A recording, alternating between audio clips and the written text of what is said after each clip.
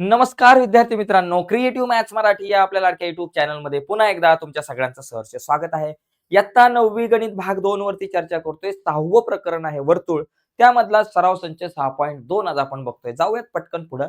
या अगोदरच्या व्हिडिओमध्ये आपण सराव संच 6.1 बघितलेला आहे. तो व्हिडिओ जर तुम्ही नसेल बघितला, तर या व्हिडिओच्या खाली डिस्क्रिप्शनमध्ये मी सराव संच 6.1 ची लिंक तुमच्यासोबत शेअर करतो. तर बघा या ठिकाणी आपण सराव संच 6.2 बघण्याच्या अगोदर काही महत्त्वाचे गुणधर्म समजून घ्या. बघा, पहिली गोष्ट काय, एकाच वर्तुळातील एकरूप जीवा वर्तुळ केंद्रापासून समान अंतरावर असतात. म्हणजे याचा अर्थ काय, समजा आपल्याकडे दोन जीवा आहेत. एकीचं नाव आहे AB आणि दुसरीचं नाव आहे बाबा CD. अशा प्रकारे दोन जीवा आहे. एक AB आहे आणि दुसरी जीवा आहे CD. आता समजा या दोन जीवा एकरूप आहेत. दोन्ही जीवा एकरूप आहेत आणि याचा केंद्रबिंदू आहे O. तर ह्या एकरूप दोन जीवा आहेत ना, या केंद्रापासून समान अंतरावर असणार आहे. म्हणजे केंद्रापासून ABचं अंतर जर का तुम्हाला म्हटलं 5 सेंटीमीटर आहे, तर केंद्रापासून CDचं अंतर सुद्धा 5 सेंटीमीटरच असणार. म्हणजे जर दोन जीवा एकरूप असतील, म्हणजे जर जीवा बघा या ठिकाणी लक्षात घ्या, जर जीवा AB बरोबर जीवा CD तुमच्याकडे असेल, जीवा AB बरोबर CD, जीवा एकरूप AB एकरूप CD असेल, तर तुम्ही म्हणू शकता, की बाबा तर या ठिकाणी समजा OP आणि इथं OM आहे. तर तर OP बरोबर OM. बरोबर? OP आणि OM एकरूप असणार. म्हणजे एकरूप जीवा असतील तर त्या केंद्रापासून समान अंतरावर असणार. आता याचा एक व्यत्यास आहे. एकाच वर्तुळातील केंद्रापासून समान अंतरावर असणाऱ्या जीवा एकरूप असतात. आता समजा इथे यांनी असा थोडासा उलटा प्रश्न दिला, की एक जीवा आहे PQ आणि दुसरी एक जीवा आहे AB. या दोन जीवा आहेत ना, या केंद्रापासून बघा इथून हे अंतर समजा OM आणि हे अंतर जे ON. ओके, हे दोन्ही अंतर सारखे आहेत. म्हणजे याचा अर्थ आहे ना, या दोन जीवा OM आणि ON एकरूप आहे. OM आणि ON. ओके, OM आणि ON. बरोबर. OM बरोबर ON. म्हणजे ह्या दोन्ही जीवा केंद्रापासून समान अंतरावर आहेत. मग आता ह्या दोन जीवा जर का केंद्रापासून समान अंतरावर असतील, तर ह्या दोन्ही जीवा एकरूप असणार. म्हणून आपल्याकडे म्हणू शकतो जीवा PQ एकरूप जीवा AB. बघा उलटाच विषय आहे. जर दोन जीवा केंद्रापासून सारख्या अंतरावर असतील, तर त्या एकरूप असतात आणि इथं आहे, जर दोन जीवा एकरूप असतील, तर ते केंद्रापासून सारख्या अंतरावर असतात. म्हणजे ह्या दोन्ही गोष्टी, ह्या दोन्ही संकल्पना, कन्सेप्ट नीट समजून घ्या. ओके. आता आपण पुढे जाऊयात. पुढची गणितं खूप सोपी आहेत मित्रांनो. कन्सेप्ट तुमच्या लक्षात आले असतील. आता गणितं बघा. एकदम सिंपल आहे. बघा एका वर्तुळाची त्रिज्या 10 सेमी आहे. त्या वर्तुळात प्रत्येकी 16 सेमी लांबीच्या दोन जीवा आहेत. तर त्या जीवा वर्तुळ केंद्रापासून किती अंतरावर असतील? तर एकदम साधा सोपा विषय. समजा माझ्याकडे एक जीवा आपल्याकडे आहे AB. बरोबर? आणि दुसरी जी जीवा आहे तिला आपण इथं लिहून टाकू बाबा, ती जीवा आहे आपल्याकडे PQ. आपल्याला काय म्हटलंय या ठिकाणी, वर्तुळाची त्रिज्या 10 सेमी. आता हे समजा वर्तुळाचा केंद्रबिंदू आहे O केंद्रबिंदू आहे. समजा इथं मी OP जोडून टाकला. OPच्या ऐवजी याला नाव देऊ OM. बरोबर? आता इथं पहिली गोष्ट बघा, वर्तुळाची जी त्रिज्या आहे, ज्या गोष्टी दिल्यात त्या या ठिकाणी लिहून टाकू. त्रिज्या बरोबर आपल्याला दिले 10 सेंटीमीटर. त्याचबरोबर AB बरोबर आपण म्हणू शकतो PQ, या ज्या दोन जीवा आहेत, त्या दोन्ही जीवा ज्या आहेत त्या 16 सेंटीमीटर लांबीच्या आहेत. आता मला काय करायचं या ठिकाणी, या दोन्ही जीवांचं केंद्रापासून अंतर काढा. आता एका जीवेचं जर का केंद्रापासूनचं अंतर 10 सेंटीमीटर असेल, 5 सेंटीमीटर असेल, तेवढंच अंतर दुसऱ्या जीवेचं असणार, कारण दोन्ही जीवा एकरूप आहेत. बरोबर? मग आपण या ठिकाणी काय करू, पहिली गोष्ट हे OM काढून टाकू. पहिला आपण या एका जीवेचा विचार करू, नंतर बाकीची दुसरी जीवा आहे. म्हणजे AB जी आहे ती O पासून जितक्या अंतरावर असणार आहे, तेवढीच PQ असणार आहे. मग त्यामुळे आपण पहिलं OM काढायचं आपण टार्गेट ठेवू. याच्यामध्ये जर तुम्ही OBचा जर विचार केला, तर OB आपल्याला दिलेले आहे 10 सेंटीमीटर वर्तुळाची त्रिज्या आणि AB आपल्याकडे 16 आहे. आता AB जर का 16 असेल, तर आपल्याला माहिती आहे आपण काल जी काही व्हिडिओ बघितली 6.1 चं जे सराव संच बघितला, तो जर समजला तर हे समजणं खूप सोपं आहे. आपल्याला माहिती आहे केंद्रातून जीवेवर काढलेला लंब जीवेला दुभागतो. हे काल आपण बघितलं. म्हणजे OM लंब आपल्याकडे या ठिकाणी असणार आहे AB. ओके. OM लंब AB असणार आहे. त्याच्यामुळे जर OM लंब AB असणार आहे आणि हा लंब टाकल्यामुळे AM आणि MB हे दोघं जण एकरूप. कारण केंद्रातून जीवेवर काढलेला लंब जीवेला दुभागतो. मग AB जर का 16 असेल तर AM 8 आणि MB 8 असणार आहे. म्हणजे MB बरोबर 8 सेंटीमीटर बघा. MB 8 आहे. वर्तुळाची त्रिज्या जर का आपल्याकडे 10 सेंटीमीटर असेल तर OM काढायला मला पायथागोरसचा प्रमेय वापरावा लागणार. मग या ठिकाणी आता आपण तसं इथं लिहूयात बघा, की OM लंब AB आपल्याला इथं दिलंय. OM लंब AB दिलेला आहे. ते लिहून टाकू. इथं लिहा. OM लंब AB. OM लंब AB. मग तो AB असल्यामुळे काय झालं, MB बरोबर आपल्याकडे काय झालं, इथं लिहायचं पहिलं एक वाक्य, केंद्रातून जीवेवर काढलेला लंब जीवेला दुभागतो. हे लिहून टाकू. केंद्रातून जीवेवर काढलेला लंब, जीवेवर काढलेला लंब जीवेस दुभागतो. लंब जीवेस दुभागतो. जीवेस म्हणजे जीवेला दुभागतो. ओके, दुभागतो. मग म्हणून आपल्याकडे झालं एमबी बरोबर एमबी जे आहे आपल्याकडं, एमबी काय असणार आहे? निम्म असणार आहे. कशापेक्षा निम्म असणार आहे? एबी पेक्षा. एबी. एमबी बरोबर 1/2 एबी. 1/2 गुणिले एबी बरोबर जीवा आपल्याकडे किती? 16 सेंटीमीटर आहे. इथे लिहायचं 16 आणि बे 8 16 म्हणून एमबी बरोबर आपल्याकडे आलं 8 सेंटीमीटर. एमबी 8 आला. आता आपण काटकोन त्रिकोणाचा विचार करू. कुठल्या काटकोन त्रिकोणाचा? काटकोन त्रिकोण ओएमबी मध्ये. पायथागोरसच्या प्रमेयानुसार आपण ओएम काढू. मग इथे लिहायचं काटकोन त्रिकोण ओएमबी मध्ये.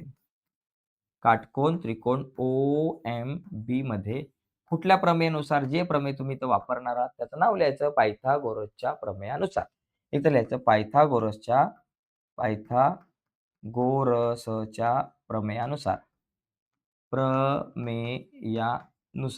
ओके, पायथागोरसच्या प्रमेयानुसार. पायथागोरसच्या प्रमेयानुसार सूत्र काय होणार? ओबी वर्ग बरोबर ओएम वर्ग अधिक एमबी वर्ग. बरोबर? ओबी वर्ग बरोबर ओएम चा वर्ग अधिक एमबी चा वर्ग. बघा, ओबी म्हणजे कर्णाचा वर्ग, जो कर्ण आहे त्याचा वर्ग केला, बरोबर ओएम वर्ग अधिक एमबी वर्ग. आता बघा ओबी किती आहे बाबा? माझ्याकडे ओबी 10 आहे. मग इथे लिहून टाका 10 चा वर्ग. 10 चा वर्ग बरोबर ओएम मला माहिती नाही, जे आपल्याला काढायचे ओएम चा वर्ग अधिक एमबी माझ्याकडे दिलेला आहे 8. मग 8 चा वर्ग. एमबी च्या ऐवजी लिहायचं 8 चा वर्ग. 10 चा वर्ग आला 100. ओएम चा वर्ग, ओएम वर्ग. 8 चा वर्ग आला 64. आपल्याला ओएम काढायचे. ओएम ला म्हणायचं बाबा तू तिथंच थांब. 64 ला म्हणायचं तुझं इथं काय काम? 100 आपल्या जागेवर, 64 अधिक इकडे आले वजा 64 बरोबर ओएम चा वर्ग. मग मला सांगा ओएम चा वर्ग बरोबर 100 मधून 64 गेले 36. मग ओएम बरोबर किती? 36 चं वर्गमूळ 6 सेंटीमीटर. मग 36 चं वर्गमूळ आपल्याकडे 6 सेंटीमीटर आलं. म्हणून आपल्याकडे ओएम बरोबर 6 आहे. याचा अर्थ त्या जीवा वर्तुळ केंद्रापासून किती सेंटीमीटर अंतरावर असतील? तर 6 सेंटीमीटर अंतरावर असतील. मग इथं लिहायचं दिलेल्या जीवा. इथं लिहायचं बाबा जीवा काय? जीवांची नावं दिलेत का आपण? नाही. मग इथं लिहायचं दिलेल्या जीवा वर्तुळ केंद्रापासून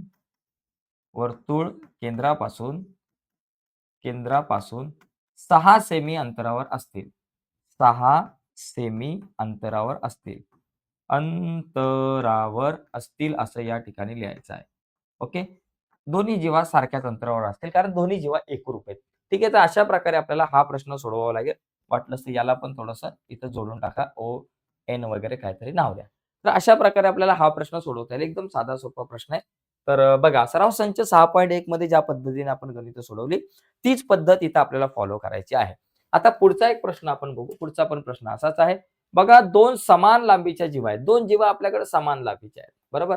2 जीवा समान लांबीच्या आहेत. आता इथे या ठिकाणी इथं आपल्याकडे केंद्रबिंदू पकडा आणि केंद्रापासून त्या 5 सेमी अंतरावरती आहे. मग आता इकडे बघा, ही जीवा एबी आहे. बरोबर? आणि दुसरी आपल्याकडे जीवा आहे बीसी. पकडा, एबी आणि दुसरी जीवा आहे आपल्याकडे बीसी. या दोन्ही जीवा केंद्रापासून समान अंतरावरती आहे. म्हणजे इथं आपला केंद्रबिंदू आहे. हे अंतर समजा इथं ओ आणि पी अंतर आणि इथं एक लंब टाका ओ आणि एम अंतर. हे दोन्ही अंतर बघा या ठिकाणी लक्षात घ्या. केंद्रापासून त्या 5 सेंटीमीटर अंतरावर. दोन्ही जीवा एकरूपासून त्या 5 सेंटीमीटर अंतरावरती आहे. आणि वर्तुळाची त्रिज्या जी आहे, आता हे 5 सेंटीमीटर अंतर म्हणजे इथं ओपी तुमच्याकडे 5 सेंटीमीटर असणार आणि हे सुद्धा तुमच्याकडे 5 सेंटीमीटर असणार आहे ओएम. आणि वर्तुळाची त्रिज्या 13 सेंटीमीटर आहे. म्हणजे ओबी बरोबर आपल्याकडे किती? ही 13 सेंटीमीटर दिलेली आहे. तर आपल्याला काय सांगितलं की जीवांची लांबी काढा. मग आपण एका कुठल्यातरी जीवेची लांबी काढायला घेऊया सुरुवातीला आणि जी एका जीवेची लांबी असेल, म्हणजे उदाहरणार्थ जी एबीची लांबी असणार आहे तीच बीसीची लांबी असणार. बीसी नको म्हणायला यायला सारखंच बीसी का म्हणतोय? इथं डीसी नाव देऊ. ही एबी आणि ती सीडी झाली. आता याच्यामध्ये बघा, पहिली गोष्ट आपण एक काम करू की ज्या गोष्टी दिल्यात त्या लिहून टाकू की जीवांची तर लांबी मला दिली नाहीये. केंद्रापासून यांचं अंतर 5 सेमी आहे. याचा अर्थ मला काय दिलेलं आहे? केंद्रापासूनचं अंतर म्हणजे ओपी. बरं का, इथं ओपी बरोबर ओएम बरोबर 5 सेंटीमीटर दिलंय. आणि वर्तुळाची जी त्रिज्या आहे ओबी, वर्तुळाची त्रिज्या ओबी म्हणजेच त्रिज्या ती आपल्याला दिलेली आहे 13 सेंटीमीटर. आता मला काय करायचंय? पीबी एबी काढायचे जीवेची लांबी. पण ती एबी काढण्याच्या अगोदर आपण पीबी काढू, कारण एपी आणि पीबी एकरूप आहे. जेवढी पीबी येईल त्याच्यात डबल एबी असणार आहे. मग यासाठी आपण काटकोन त्रिकोण OPB चा वापर करू. इथं आपल्याला लिहिलंय OP लंब AB आपल्याला दिलेला आहे. म्हणजे याचा अर्थ काय झालं? कोन तुमचा OPB 90 मापाचा झाला. कोन OPB बरोबर 90 अंश. म्हणजेच हा OPB झाला तुमचा काटकोन त्रिकोण. म्हणून लिहायचं काटकोन त्रिकोण OPB मध्ये कुठल्या प्रमेयानुसार बाबा? पायथागोरसच्या प्रमेयानुसार. लिहून टाकायचं बाबा पायथागोरसच्या प्रमेयानुसार. याच्यामध्ये पायथागोरसच्या प्रमेयानुसार. पायथागोरसच्या प्रमेयानुसार काय सूत्र होणार? कर्ण वर्ग बरोबर बाजू वर्ग अधिक बाजू वर्ग. कर्ण कोण? OB. लिहून टाका OB चा वर्ग बरोबर बाजू काय बाबा? एक आहे OP, एक आहे PB. माहिती लिहायचं OP चा वर्ग अधिक PB चा वर्ग. आता या ठिकाणी मला सांगा OB किती? 13 आहे. मग 13 चा वर्ग लिहून टाका. बरोबर OP किती? 5 दिले. 5 चा वर्ग आणि अधिक PB आपल्याला काढायचे. PB आपल्याला काढायचे म्हणून PB चा वर्ग जसाच्या तसा. 13 चा वर्ग झाला 169. 5 चा वर्ग 25 अधिक PB चा वर्ग आपल्याला काढायचा आहे. ठीक आहे. आता एक काम करू या ठिकाणी 25 अधिक आहे बरोबर चिन्हाच्या पलीकडे गेले वजा 169 वजा 25 बरोबर PB चा वर्ग. आता काय होईल माहितीये का? PB चा वर्ग बरोबर किती येईल? लक्षात घ्या. 169 मधून 25 गेले 144 राहिले. PB चा वर्ग 144 मग PB बरोबर किती? 144 चं वर्गमूळ 12 सेंटीमीटर. PB जर का तुमच्याकडे 12 सेंटीमीटर असेल, PB आपल्याला किती आले बाबा? 12 सेंटीमीटर आले. माझं टार्गेट काय बाबा? 12 जरा व्यवस्थित आपण लिहून टाकू. 12 सेंटीमीटर. PB बरोबर आपल्याकडे आहे 12 सेंटीमीटर. आता मला काय करायचंय? PB नाही पाहिजे मला AB पाहिजे. वर्तुळाची जीवा AB पाहिजे. मग आपण इथे लिहू जीवा AB. जीवा म्हणजे वर्तुळाची जीवा AB जी आहे. AB जीवा AB बरोबर आता काय असणार? 2 गुणिले PB. 2 गुणिले PB. ओके. कारण आपल्याला माहिती आहे P हा ABचा मध्यबिंदू आहे. कारण केंद्रातून जीवेवर काढलेला लंब हा जीवेला दुभागतो. वाटलंच तर याच्या अगोदर एक वाक्य हे लिहा, की बाबा OP लंब AB आहे. आणि मग इथं लिहा केंद्रातून जीवेवर काढलेला लंब जीवेला दुभागतो. ते लिहिणं गरजेचं आहे. इथं लिहायचं केंद्रातून जीवेवर काढलेला लंब, जीवेवर काढलेला लंब जीवेस दुभागतो. लंब जीवेला दुभागतो किंवा जीवेस दुभागतो. जीवेस दुभागतो हे वाक्य खूप महत्वाचं आहे. हा जीवेला दुभागतोय. जीवेचे 2 भाग करतोय. म्हणून आपण म्हणणार की PB जी आहे ती ABच्या निम्मी असते आणि त्याचबरोबर AB जी आहे, AB बरोबर 2 गुणिले PB असणार आहे. बरोबर? ही ABची जी लांबी असणार ती PBच्या डबल असणार आहे. मग 2 गुणिले PB आलंय 12 आणि 12 दुने 24 सेंटीमीटर म्हणजे जीवेची लांबी 24 सेंटीमीटर आणि मग तुम्ही लिहू शकता म्हणून या 2 जीवांची लांबी 24 सेंटीमीटर झाली. तर अशा प्रकारे हा दुसरा प्रश्न आपण सोडवू शकतो. यानंतर तिसरा आणि शेवटचा प्रश्न कारण या सराव संचामध्ये 3च प्रश्न आहेत. तर आता बघूयात तिसरा प्रश्न. बघा, तिसऱ्या प्रश्नामध्ये आपल्याला काही गोष्टी सिद्ध करायच्या आहेत. त्याच्यामुळे आता याच्याकडे जरा नीट लक्ष देणं गरजेचं आहे. बघा, इथं आपल्याला काय दिलंय, की C केंद्र असलेल्या वर्तुळात आता समजा वर्तुळाचा केंद्रबिंदू समजा C आहे. याच्यामध्ये रेख PM आणि PN या एकरूप जीवा आहेत. समजा PM आणि PN अशा प्रकारे ही एक जीवा घेतली. अशा प्रकारे PM ही एक जीवा आहे आणि दुसरी जीवा आपल्याकडे PN आहे. N आहे. बरं का, ही PN आणि या दोन्ही जीवा एकरूप आहेत. तर आपल्याला काय सांगितलंय, की तर PC हा जो PC आहे, तो NPMचा दुभाजक आहे हे सिद्ध करा. आता हा PC जो आहे ना, हा दुभाजक आहे हे आपल्याला सिद्ध करायचं आहे. तर Cला जरा आपण या साइडला लिहू. हा PC जो आहे ना, हा दुभाजक आहे हा सिद्ध करायचा आहे. हा दुभाजक म्हणजे इथं 2 भाग करतो. म्हणजे PC काय करतो? त्या 2 कोनांचे एकरूप 2 भाग करतो. म्हणजे हा कोन आणि हा कोन मला एकरूप दाखवायचा आहे. पण हे 2 कोन एकरूप दाखवण्यासाठी आपण एक काम करू, एक रचना करू. काय रचना करायची? या ठिकाणी एकच करा. CM आणि NC या दोघांना जोडून टाका. CM व NC जोडून टाका. तर पहिली गोष्ट आपण काय करू? पक्ष साध्य सिद्धता लिहून टाकू. चला इथं पहिलं लिहा पक्ष. पक्ष म्हणजे ज्या गोष्टी तुम्हाला माहिती आहेत. काय माहिती आहे बाबा? जीवा PN आणि PM एकरूप आहे. PN बरोबर PM. या 2 जीवा एकरूप आहेत. मला साध्य काय करायचं या ठिकाणी बघा साध्य. सिद्ध काय करायचंय, की आपल्याला सिद्ध करायचंय, की बाबा हा जो PC जो आहे तो कोन दुभाजक आहे. म्हणजे याचा अर्थ काय बाबा? NCP, PC हा वाटलंच तर लिहू चला. PC हा कोन NPMचा दुभाजक आहे. दुभाजक आहे. कोन दुभाजक आहे हे मला सिद्ध करायचं आहे. ठीक आहे? हे सिद्ध करायचं आहे. आणि याच्यासाठी आपण एक रचना करूयात. एक रचना, छोटीशी रचना करू. ती रचना आपण काय केली, की बाबा एन-सी आणि सी-एम जोडून टाकला. एन-सी व सी-एम जोडला. इथे लिहा. एन-सी व सी-एम जोडला. सोपा विषय आहे, जोडला. आता एक लक्षात घेण्यासारखी गोष्ट, जर मला हे 2 कोन एकरूप दाखवायचे असतील, तर मला हे 2 त्रिकोण एकरूप दाखवावे लागतील. 2 त्रिकोण एकरूप दाखवले, की त्यांचे संगत कोन एकरूप असतात. मग आपण काय करू, त्रिकोण एन-पी-सी बघा, त्रिकोण सिद्धता लिहिताना बरं का, सिद्धता लिहिताना, सिद्धता एकदम सोपी सिद्धता आहे. सिद्धता लिहिताना 2 त्रिकोणाचा विचार करायचा. एक एन-सी-पी, त्रिकोण एन-सी-पी, त्रिकोण एन-सी-पी व त्रिकोण एम-सी सॉरी एन-सी-पी नको, त्याचं नाव जरा व्यवस्थित एन-पी-सी म्हणू. एन-पी-सी व कोण एम-पी-सीमध्ये, एम-पी-सीमध्ये या दोघांमध्ये जर तुम्ही विचार केला, तर पहिली गोष्ट, या दोघांमध्ये एन-पी आणि पी-एम या 2 जीवा एकरूप आहेत. 2 बाजू एकरूप आहेत या त्रिकोणाच्या. ओके, मग इथे लिहा एन-पी रेख एन-पी किंवा तिला जीवाच नाव देवा लिहा.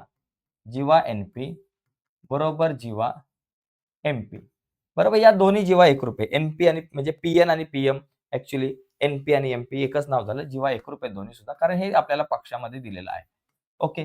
दुसरी गोष्ट आपण जर पाहिली, तर या ठिकाणी बघा, ही जी बाजू आहे एन-सी आणि सी-एम ह्या दोन्ही बाजू म्हणजे वर्तुळाच्या त्रिज्याच्या आहेत. त्याच्यामुळे ह्या एकरूप झाल्या. त्रिज्या एन-सी बघा इथे लिहा, रेख एन-सी, एन-सी एकरूप रेख एम-सी, एम-सी. कारण काय बाबा, या एकाच वर्तुळाच्या झाल्या तुमच्या त्रिज्या. म्हणजे 2 बाजूंच्या जोड्या तुम्ही एकरूप दाखवल्या. तिसरी एक बाजूची जोडी तुम्ही एकरूप दाखवू शकता. ती जोडी कुठली बाबा? ती जोडी म्हणजे बघा ही.